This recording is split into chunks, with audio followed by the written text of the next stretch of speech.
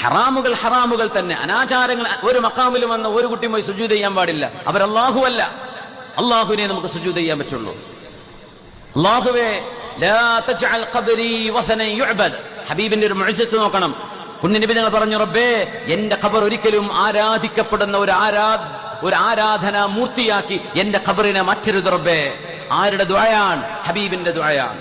കാരണം മുൻഗാമികളായ പ്രവാചകന്മാരുടെ ഖബറുകൾ ആരാധ്യ വസ്തുക്കളായി ഇബാദത്ത് ചെയ്തിരുന്ന കാലഘട്ടം ജാഹിലിയ്യ കാലങ്ങളിൽ കഴിഞ്ഞു പോയിട്ടുണ്ട്. നബി ദുആ ചെയ്തു. ആ ദുആഇന്റെ മുഅ്ജിസത്ത് ഇന്നും റൗദയിൽ കാണാം. ആരെങ്കിലും അവിടെ ഹബീബിന് സുജൂദ് ചെയ്യുന്നുണ്ടോ? ആരെങ്കിലും ഒരു മുസ്ലിം പറഞ്ഞോ എന്റെ ആരാധ്യനാണ് മുഹമ്മദ് നബി തങ്ങളെന്ന്? പറയാൻ പാടില്ല. നമ്മുടെ മഅബൂദ് അല്ലാഹുവാണ്. മനുഷ്യൻ ആരാധിക്കുന്ന എത്ര ആൾക്കാരുണ്ട് ലോകത്ത്?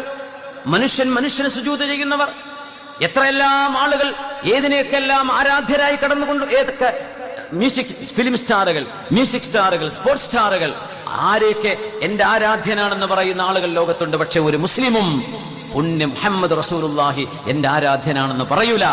എന്തുകൊണ്ട് പറയൂല?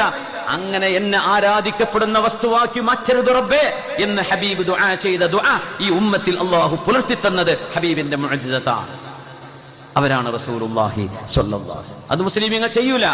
മുസ്ലിമീങ്ങൾ ഒരു മഹാനെയും അള്ളാഹുവാണ് പടച്ചവനാണ് വിശ്വസിക്കുന്നത്. പക്ഷേ വിവരമില്ലാത്ത ആളുകൾ, അറിവില്ലാത്ത ആളുകൾ, വിവരദോഷികൾ, നമ്മൾ പറഞ്ഞു കൊടുക്കാൻ ചെയ്യാൻ പാടില്ല. എന്നാലും അജ്മീറിൽ ചെന്ന് നോക്കൂ, അവിടെ ഏതെല്ലാം മതവിശ്വാസികൾ വന്ന് വരുന്ന സ്ഥലം, അവിടെ സുജൂദ് ചെയ്യാൻ ഒരു സ്ഥലം തന്നെ ഉണ്ടാക്കി വെച്ചിട്ടുണ്ട്.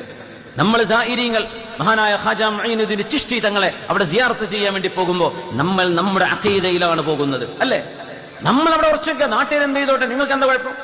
ലാ യദുറുക്കും മൻ വല്ല ഇദ ഇഹ്തദൈതും. അവര് ചെയ്യുന്നത് നിങ്ങളോട് നാളെ ചോദ്യമില്ല. ആ ചെയ്യുന്നത് ദീനാണോ? അല്ല. സുജൂദ് ചെയ്യാൻ പറ്റുമോ? ഏതെങ്കിലും ഒരു മഹാന്റെ ഖബറിൽ ചെന്ന് സുജൂദ് ചെയ്യാൻ പാടുണ്ടോ? ചെയ്യാൻ പാടില്ല. ഹറാമാണ്. ഇബാദത്ത് അല്ലാഹുവിന് മാത്രമാണ്. അത് തോന്നിപ്പിക്കുന്ന രീതിയിൽ ചെയ്താൽ പോലും പ്രത്യക്ഷമായി ശരീഅത്ത് അതിനെ വിധി പറയും. ചെയ്യാൻ പറ്റാത്ത, ചെയ്യാൻ പാടില്ലാത്തതാണ്. ആരെങ്കിലും വിവരമില്ലാത്തവര് ചെയ്യുന്നത് സുന്നികളുടെ പേരിലോ അഹ്ലുസുന്നയുടെ പേരിലോ വെച്ച് കെട്ടാൻ പാടുണ്ടോ? അതും ശരിയല്ല. ഇനി പോകട്ടെ, കഅബന്റെ മുമ്പിലേക്ക് നമ്മൾ പോകുന്നില്ല ഉംറ ചെയ്യാൻ. തവാഫിനിടയ്ക്ക് എത്ര ആൾക്കാർ സ്കൈപ്പ് പിടിച്ചു പോകുന്നുണ്ട്, എത്ര പെണ്ണുങ്ങൾ തലമരയൊക്കെ മറക്കാതെ പോകുന്നുണ്ട്, എത്ര ആണുങ്ങൾ പൊക്കളും കാണിച്ച് നടക്കുന്നുണ്ട്. അവരത്ത് മറക്കണ്ടേ? തവാഫ് ശരിയാവണമെങ്കിൽ ഇതൊക്കെ നടക്കണ്ടെന്ന് വിചാരിച്ചിട്ട് നമുക്ക് ഉംറ കിട്ടൂലേ? നിങ്ങൾ കറക്റ്റ് ചെയ്ത് നിങ്ങൾക്ക് ഉംറ കിട്ടും. നിങ്ങളുടെ സഅയ് കറക്റ്റ് ആണോ? നിങ്ങൾക്കത് കിട്ടും.